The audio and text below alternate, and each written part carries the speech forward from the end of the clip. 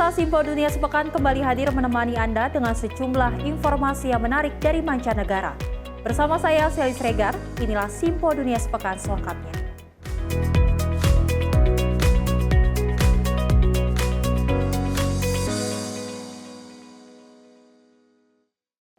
Pemirsa, kita awali informasinya di mana penelitian baru menunjukkan memakai kacamata bisa memperbaiki penglihatan para petani dan meningkatkan pendapatan mereka secara signifikan.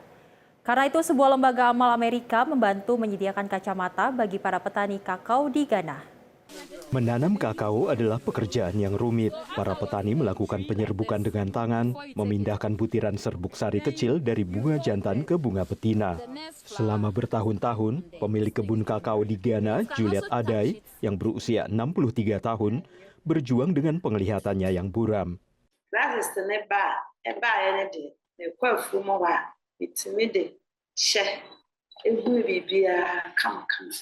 Dengan bantuan lembaga amal yang berpusat di Amerika Serikat Vision Spring, Juliet mendapatkan kacamata untuk membantu penglihatannya yang buruk. Menurutnya, kacamata ini telah membantu meningkatkan pekerjaannya.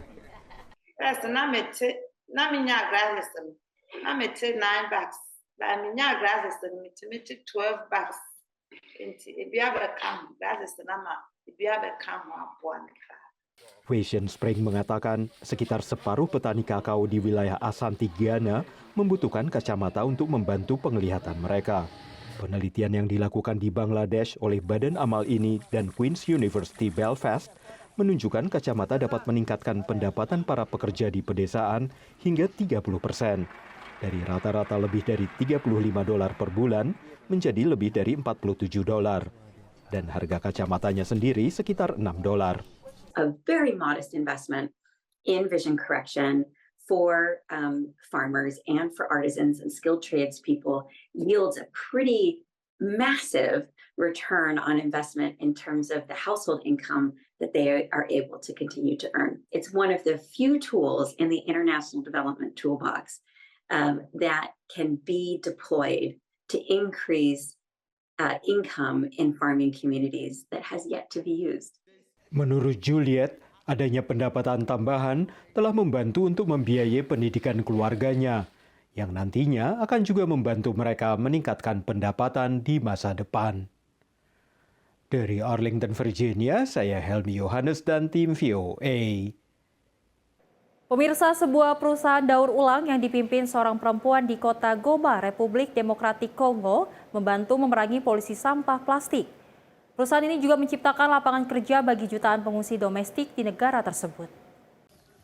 Irene Maroi adalah manajer di Resilience for Development Group atau RDG, sebuah bisnis milik perempuan yang mengubah sampah plastik menjadi bata pengerasan jalan yang ramah lingkungan. Perusahaan yang berpusat di Goma di Republik Demokratik Kongo ini menyediakan lapangan kerja bagi orang yang mengungsi akibat perang selama bertahun-tahun. Menurut Irene, fokusnya adalah para pengungsi internal, dengan harapan bisa mencegah mereka bergabung dengan kelompok bersenjata. Ici à l'est de la RDC, quand j'ai constaté qu'il y a trop de jeunes qui sont partis dans des groupes armés, et vu qu'ils n'ont pas d'emploi, alors je me suis dit que moi aussi je peux contribuer et voir comment est-ce que je peux les encadrer. Et du coup, avec les problèmes de l'insécurité, lorsqu'il y avait commencé l'émigration des gens, je me suis dit que je dois maintenant récupérer certaines de ces femmes déplacées. Nous leur achetons les déchets qui sont collectés et ils ont quelque chose. Et grâce à ce travail, ces femmes parviennent à faire survivre leur famille. Menurut data PBB, hingga April tahun 2024, ada sekitar 6,8 juta pengungsi internal di Republik Demokratik Kongo. Ayah dari 7 anak ini adalah salah satunya. Ia menyatakan bersyukur atas pekerjaannya di RDG. Mungu amenisaidia, nimepata mama Irene. Mama Irene amenifundisha kazi ya kutengeneza pave plastiki. Na pave plastiki, Mungu amenibariki, ninakuwa napata ile yangu ya Lekens, ya Retranti, inanisaidia. Kama siyapata msaada ya PAM, inanisaidia kulisha jamaa yangu mpaka lini. Perusahaan ini juga bertujuan untuk mengurangi sampah plastik. Selama hampir 3 tahun, Balok beton yang diproduksi oleh RDG telah membantu membuat kota Goma menjadi lebih bersih. Dan juga sudah dipasang di lahan-lahan pribadi menurut salah seorang pelanggan. Nilipenda hii pave paske kwanza ni made ya kwetu. Ni made ya kwetu, nilipenda nipime kwanza kama ni pave ya namna gani. Na inatupermetre kumaliza buchafu mwingine paske ni mapave yanatengenezewa na madeshe ile mambalage machupa inaletaka buchafu mwingine. Me sa mtu anakamata ile conception ya kutumika ndani pave inatusaidia aussi kurendre ville iko propre. Ni pave za bien kabisa. Menurut tim Irene, mereka mendaur ulang sekitar 10 ton plastik setiap bulannya di Goma. Ia mengatakan ia mencapai 2 tujuan, yakni memerangi sampah plastik dan membantu orang yang mengungsi akibat perang menjadi lebih mandiri. Dari Arlington, Virginia, saya Helmi Yohanes dan tim VOA. Kita beralih ke informasi lainnya pemirsa, di mana cicilan pembayaran Buy Now Pay Later dulu hanya untuk produk atau jasa dengan harga tinggi, tetapi kini tersedia untuk berbagai macam pembelanjaan. Meski sepintas ini memudahkan konsumen, ahli keuangan mengingatkan bila tak dilacak, maka metode pembayaran ini bisa menjebak konsumen. Toko fisik maupun retail online tak menunggu hingga November untuk menawarkan beragam diskon besar-besaran, seperti layaknya tahun-tahun sebelum pandemi COVID. Potongan harga telah ditawarkan sejak Oktober. Retailers know that consumers are feeling the pressure of inflation and people are shopping earlier as a result because they want more time to compare prices. Menurut Adobe Analytics, total pembelanjaan akhir tahun konsumen Amerika Serikat bakal mencapai 241 miliar dolar, peningkatan 8% dibandingkan tahun sebelumnya. Tapi untuk menyiasati pembelanjaan akhir tahun di tengah tingginya laju inflasi, semakin banyak konsumen Amerika Serikat memanfaatkan skema pembayaran Buy Now Pay Later yang bisa dicicil hingga waktu 36 bulan. Menurut Adobe Analytics, total pembelanjaan menggunakan Buy Now Pay Later meningkat sekitar 11% dibandingkan periode yang sama tahun lalu, dan totalnya mencapai sekitar 18,5 miliar dolar. Diperkirakan sekitar 1/5 konsumen Amerika Serikat telah memanfaatkan cicilan Buy Now Pay Later. There is potentially a gap insofar as how much we know people are taking on these loans and how big and how ballooned the debt problem is. For sure, Buy Now Pay Later plans are contributing to the growing debt problem in our country. Ahli keuangan mengingatkan jangan sembarangan belanja menggunakan kemudahan BNPL dan tetap sesuaikan pengeluaran dengan anggaran. You have to know the rules. You want to be very clear and understand what the fees may be associated with late payments. Understand that your behavior with this payment plan, if you were perfect and you paid it off in full in 4 installments, you did everything right, that's not going to help you build credit. Di Philadelphia, seorang pekerja klinik praktik bedah plastik mengaku lebih suka menggunakan pembayaran lewat cicilan. I love that the payments are split, usually into 4 payments. I do like that it's automatically debited, and I like the way the companies keep up with the consumer. Klinik tempat Lori bekerja pun telah hampir 20 tahun menawarkan pembayaran lewat cicilan, sehingga ia sendiri memilih bayar dengan BNPL. I actually try to use the Buy Now Pay Later 100% of the time on larger purchases and try to remove the credit cards completely. Tapi untuk menghindari jebakan utang, Lori memilih opsi bayar otomatis dan debit langsung ke rekening banknya. I do find it easier to keep track of what you're spending through their apps and their notifications. Just makes the process so much more simple. Menurut kelompok advokasi konsumen, yang sering memperparah lilitan utang akibat Buy Now Pay Later adalah digunakannya kartu kredit untuk membayar cicilan seperti ini. Sehingga utang pokok dan bunganya semakin menumpuk dan semuanya akhirnya harus tetap dibayar. Dari Washington DC, Nova Purwadi dan tim VOA. Pemirsa, tak terlalu banyak satwa liar yang bisa diselamatkan dari ambang kepunahan. Tetapi begitu populasi liar berhasil dipulihkan, program pemulihan ini menjadi catatan pelestari lingkungan di berbagai negara. Salah satunya adalah pemulihan populasi Lynx Iberia yang sempat hampir punah awal 2000-an. Baru-baru ini status Lynx Iberia berubah dari terancam punah ke rentan. Perbaikan status kucing liar Eropa ini mendapat respons positif dari kelompok-kelompok pelestarian lingkungan. When we did the census in 2000, from 2000 to 2002, it was like a European shock on that. because we thought previously that there was 600 up to 1,200. Pada kenyataannya, awal tahun 2000-an hanya ada sekitar 62 lynx Iberia di habitat aslinya di Spanyol dan Portugal, sehingga masuk daftar merah satwa yang terancam secara kritis. Pelestari lingkungan pun menggulirkan berbagai program pengembangbiakan dan reintroduksi ke alam liar.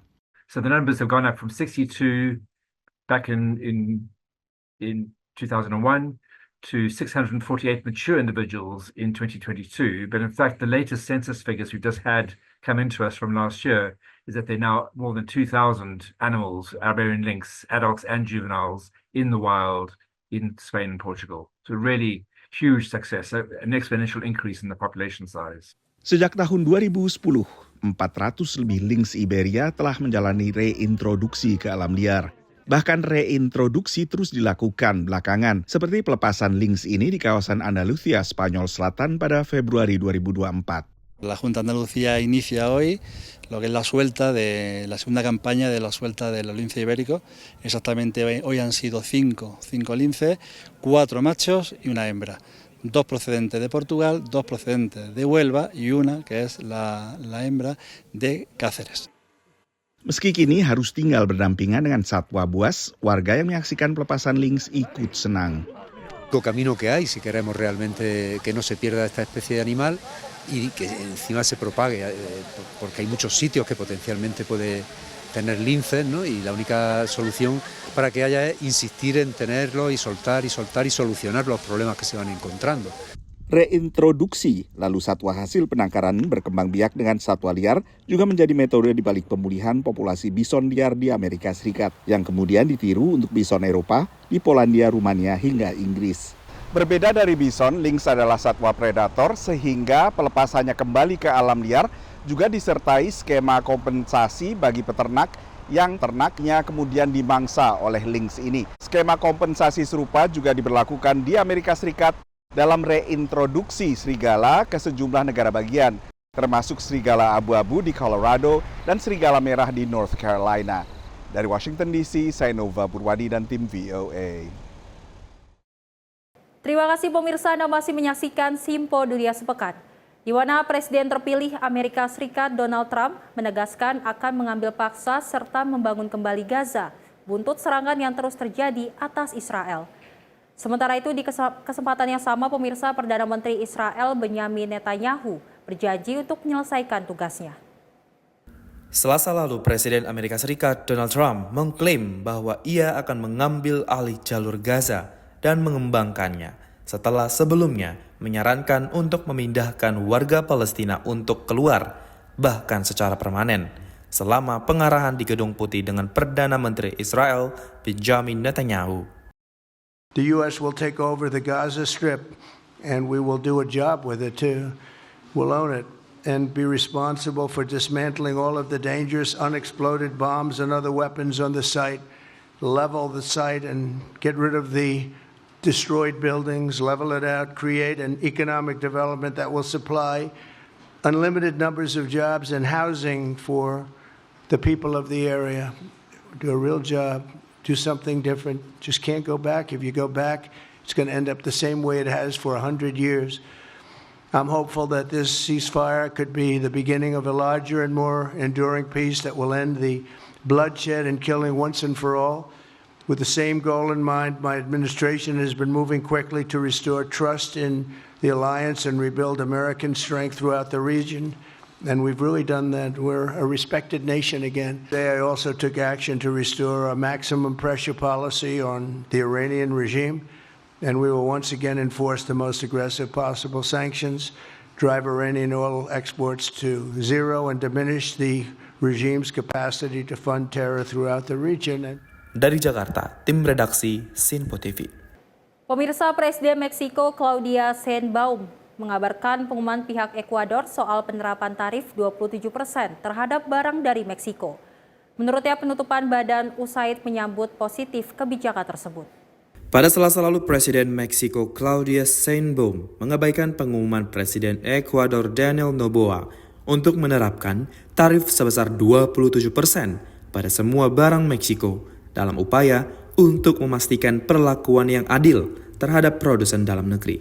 Berbicara soal USAID, Claudia justru mengatakan badan ini telah mendanai segala hal mulai dari proyek penelitian hingga kelompok oposisi di pemerintahan.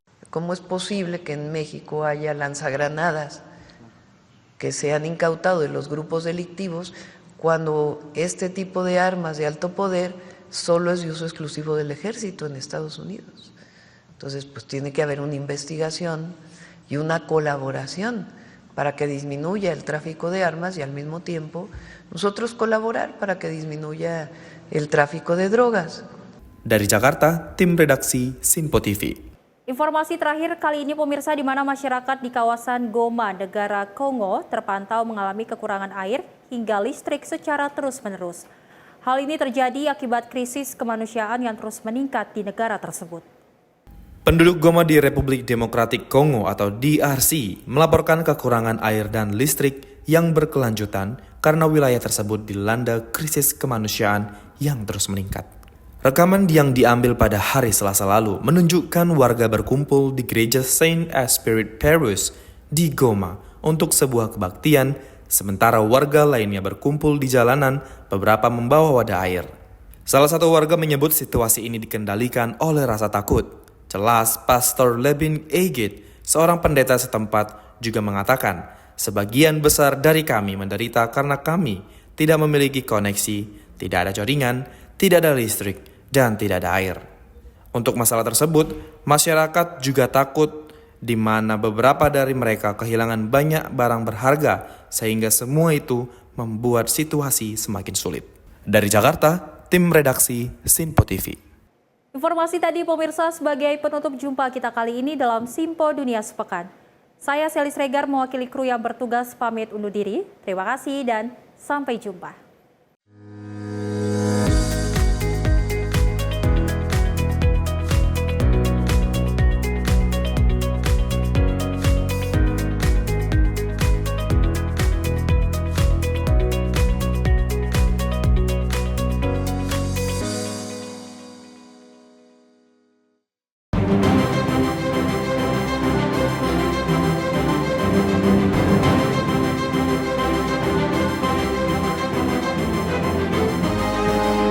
Simpo TV, News, Sport, Entertainment.